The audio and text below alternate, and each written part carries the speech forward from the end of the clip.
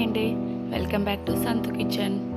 ఈరోజు నేను మీకు చూపించే రెసిపీ కేక్ అండి. చాలా ఈజీగా మీకు ఇంట్లో ఉన్న వాటితోనే ఎలా చేసుకోవాలో చూపిస్తాను. రైస్ అండి, 1 కప్పు డ్రై ఫ్రూట్స్ అండి, బాదం, జీడిపప్పు ఇలా నానబెట్టుకున్నాను. పచ్చి కొబ్బరి అండి, బెల్లం 1 కప్పు. రైస్ను మార్నింగ్ ఈవినింగ్ చేసుకుంటామంటే మార్నింగ్ ఇలా కడిగేసి నానబెట్టుకోవాలండి. ఆ బాదం పప్పు, జీడిపప్పు, ఈ బియ్యం కూడా నానబెట్టుకొని పెట్టుకోవాలి. తర్వాత మిక్సీ జార్ తీసుకొని దాంట్లో నానబెట్టుకున్న బియ్యంని వేసుకోవాలి.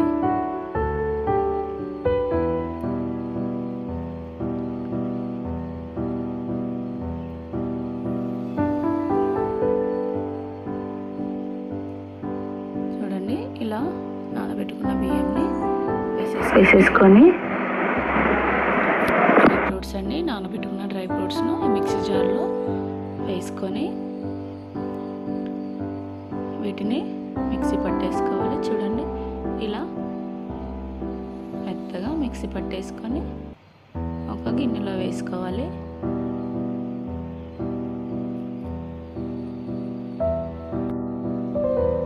తర్వాత అదే మిక్సీ జార్లో పచ్చి కొబ్బరి అండి 1 కప్పు ఇలా వేసుకొని దీంట్లో బెల్లం అండి, బెల్లంని యాడ్ చేసుకొని వీటిని కూడా మెత్తగా మిక్సీ పట్టేసుకోవాలి. ఇలా మిక్సీ పట్టేసుకొని వీటిలో వేసుకొని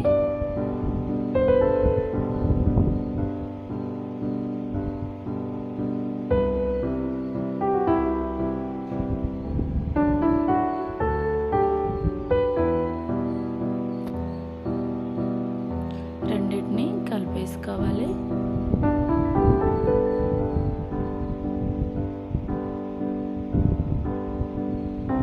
చూడండి, ఇలా కలిపేసుకొని పక్కన పెట్టుకోవాలి.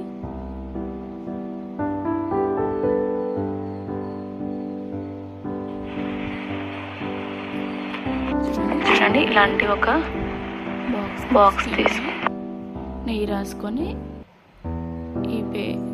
ఇది మొత్తం ఇందులో యాడ్ చేసుకోవాలి.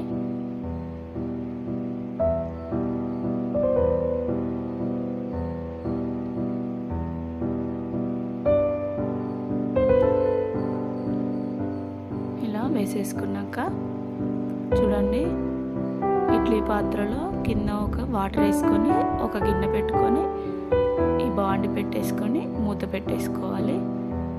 మూత పెట్టేసుకొని గ్యాస్ మీద పెట్టేసుకొని సిమ్లో మాత్రమే ఒక 20 మినిట్స్ ఉడికించుకోవాలి. చూడండి, ఒకసారి నైఫ్తో ఇలా చూస్తే తెలిసిపోతుందండి. నైఫ్ మనకి ఈజీగా నైఫ్ కంటితే ఉడకనట్టు, అలా ఏమి ఉండకుండా కొంచెం వస్తే ఉడికిపోయినట్టు. దీన్ని పక్కన తీసుకొని పక్కన పెట్టుకొని చల్లారాలండి.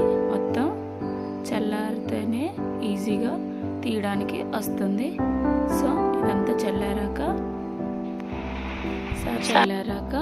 దీంట్లో సర్వింగ్ ప్లేట్ తీసుకొని దాంట్లో వేసేసుకోవాలి.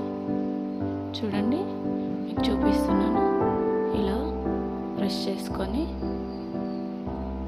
చూడండి, ఎంతో ఈజీగా, ఎంతో టేస్టీగా, ఎంతో హెల్తీగా మనము ఏమి లేకుండా ఈజీగా చేసుకునేలాగా చేసి చూపిస్తాను. చూడండి, పిల్లలు చాలా ఇష్టంగా తింటారు. చాలా హెల్తీ కూడాను.